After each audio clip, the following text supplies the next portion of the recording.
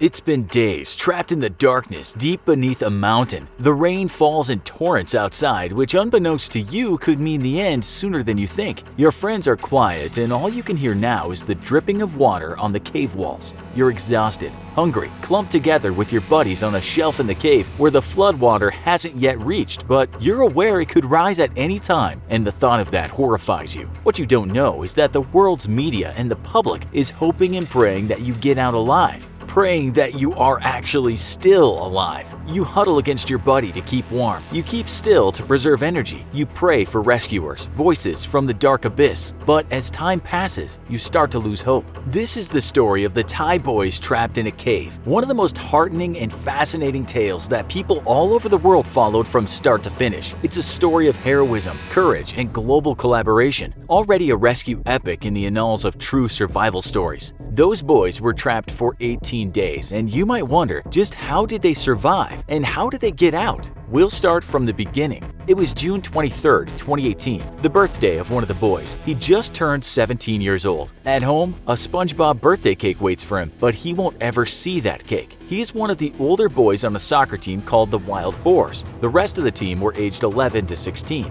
There were 12 boys in total, and their coach, a 25-year-old named Aki. The team had been practicing that day in their village in the Chiang Rai province of northern Thailand. This is a beautiful part of the world with endless paddy fields, jungle-covered mountains, but also incredibly dangerous caves. It's rainy season in northern Thailand, and when it rains, it really does pour. Within minutes, streets can be flooded, rice paddies drown in water, and those living in the area are well aware of the dangers of such downpours. But the boys, in their excitement after practice, wanted adventure, and that led them to take their bicycles through the rice paddies and up toward the mountain. Up there was one of their favorite spots, the Tham Luang Cave Complex. They liked nothing more than to enter its depths and explore, but this was no day for exploration. Usually during the wet season, the cave is a no-go area due to the fact that heavy rains can fill the cave with water. The boys didn't care or didn't know, and they parked their bikes and went inside. It wasn't as if they hadn't done this before. In the past, they'd walked as far as 8 kilometers into the darkness, only with cheap flashlights, and for them it was kind of a dare, an initiation.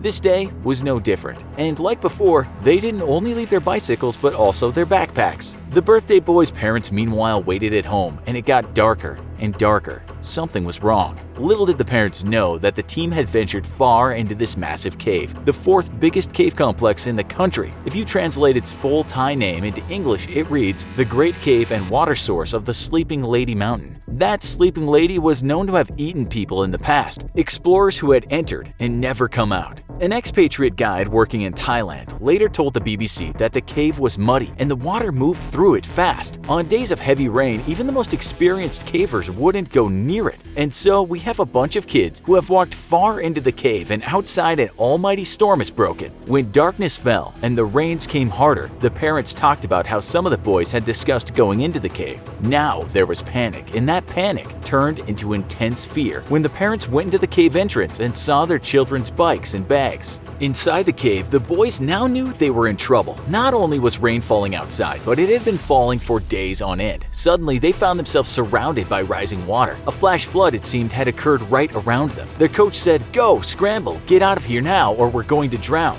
They couldn't turn back, and so moved farther into the darkness. The trail they had used was now a river, a place of no return. They passed a place that usually stayed dry, nicknamed Pattaya Beach, but even that flooded. It was their favorite spot, too. Eventually, they managed to find a shelf where they could sit. Maybe they thought the water would recede, but it didn't, and they would sit there without food for 18 days. They had flashlights, but they were told only to use them now and again. This was no time to be afraid of the dark. Aki, the coach, did make one attempt to swim through the water, but he soon swam back. It was stay or die. They used rocks to make the shelf higher, so as to stay away from the water. In the pitch black, the coach told the worried boys that the only thing to do now was to stay calm. He had been a monk in the past, and he told the boys one way to get through this was to think of nothing, empty the mind, meditate, and that's what they did. They were also quite lucky because even though the body can go long periods of time without food, water is necessary. They didn't have to resort to drinking the muddy water from the floor because natural clean water dripped down the cave walls. They had enough air because of the porous limestone rocks and the cracks, although they didn't know that the oxygen level would get lower and lower. They could survive, but for how long? Ake later told the media, "I tried not to tell the boys that we got stuck in the cave. I only told them something positive, and that was it. They sat there and prayed and meditated and stayed calm, if not hungry as hell." Outside of the cave, a rescue operation involving people from all over the world was happening. Within days, there was hardly a news channel that wasn't following this operation. Thai police, government agencies, and Thai Navy SEALs were there, and unfortunately, one of those Navy SEALs would later die in the water. One problem is the complex was so massive and the boys could have been anywhere in that cave. Luckily, one boy who didn't go that day told parents and rescue teams that they'd like to go to a place called Pattaya Beach. That was some help. Divers from various countries turned up, including from the UK, the USA, Australia, and China, all working with the Thai divers. Many more experts from all over the world were also involved. It was one of the British divers that made first contact, and it was videoed, a scene that brought tears to the eyes of many people. Later, one of those divers told the BBC, "Wherever there's airspace, we surface, we shout, we smell. We smelt the children before we saw or heard them, and then they started to communicate with the kids." The Brit asks, "How many of you?" The boy shouted back, 13, to which he replied, "Brilliant.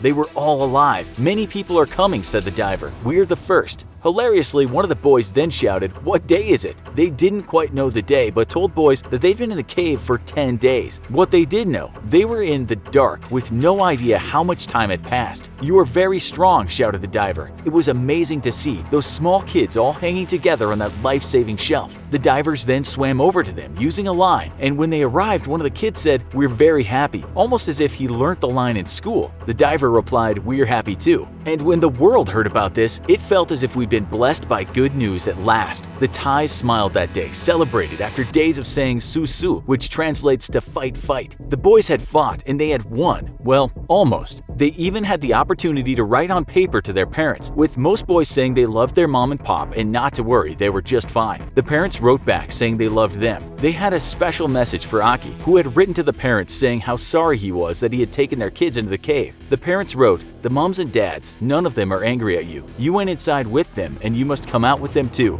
But quickly, a new problem emerged, and it seemed that the boys were not out of trouble yet. Not by a long way, in fact. You see, they were found on day 10, and as you know, they didn't get out for quite a few days after that. These cavers that found them belonged to the British Cave Rescue Council, and they were joined by expert French and Belgian cavers. These are some of the best cavers in the world. They had literally risked their lives to find the boys, and as you know, a Thai Navy SEAL would lose his life. It was a perilous cave system, and it could take more lives. So how on earth were a bunch of kids with no equipment supposed to get back to land? It was around 4 kilometers of extremely dangerous diving, and outside the rain kept falling. It was by no means a certainty that the boys would make it, and again, the public prayed. About this time, the search had to be stalled. It was just too dangerous as the rains were too strong. Again, people all across Thailand joined in prayer and in their heads said those words, "Su Su." But now the outcome wasn't looking good. The boys wanted only one thing, besides being rescued. They wanted food. What did they want? They asked for pad krapao, which is rice with fried meat, chilies, and basil leaves. Unfortunately, all they got was a liquid diet full of vitamins because the doctor said it was what they needed, not a spicy dish with lots of oil. At least one of the boys got to celebrate his birthday with some hope. One of the mothers of the boys said to the press, "The Navy SEAL had practiced for so long and was so strong, but also died. How about a boy who's never dived before?" She was absolutely right. Tech wizard Elon Musk even offered to help, saying his engineers from SpaceX and the Boring Company would create a pod to bring the boys out, but a pod just wouldn't work in such tight conditions. The rescue was stalled for the moment, but then the bad news came. More heavy rain was coming, and if the boys were not taken out soon, they would be flooded and die in the cave. It was then that it was agreed that 5 Thai Navy SEALs and 18 foreign divers would lead the effort. It was said the weakest boy should come out first, but Aki said everyone was fine. No one was really weak. As it happened, the boys that volunteered first would go first. Aki actually said that the boys that lived farthest away could go first, as they had the longest distance to cycle home. He really had no idea that the world was watching them, that thousands of people were outside that cave.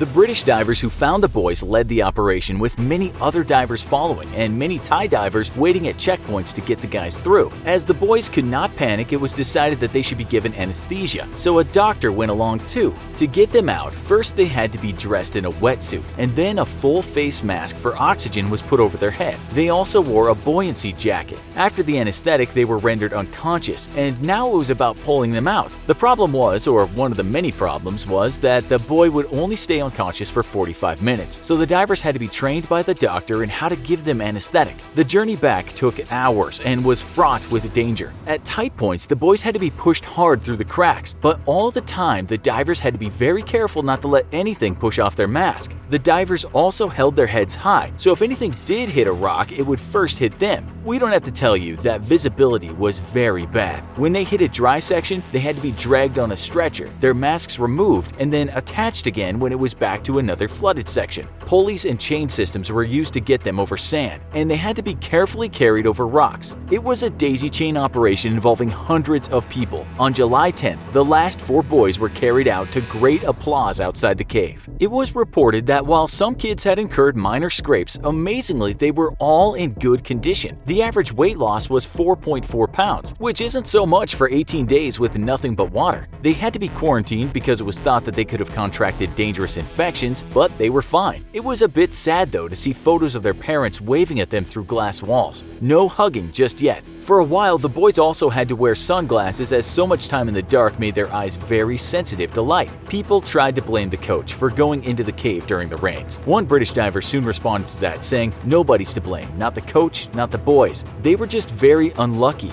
It wasn't just the rain that day. The mountain is like a sponge, and waters from earlier rain were raising the levels." The coach himself after the rescue said, "I would like to express my gratitude for people from the whole world, officials and volunteers that came to help us. We promise that we will be good citizens to society." One of the boys that was rescued was called Titan, and he said this, "I was very happy to see my dad and mom. I feel warmer. I was very happy. I cried." We think quite a few tears were shed around the world when those boys were home safe and sound. Since then, the wild boars have toured the world and have done talk shows here and there. Many people won awards for their efforts during the rescue, and well, it's just a feel-good story all around. A movie will soon be out about this called The Cave. How would you have dealt with 18 days in the cave? Tell us in the comments, and for more crazy real-life stories, be sure to check out our other video, Crazy Story of a Woman Who Survives Live Grenade Lodged in Her Face. Thanks for watching, and as always, don't forget to like, share, and subscribe. See you next time.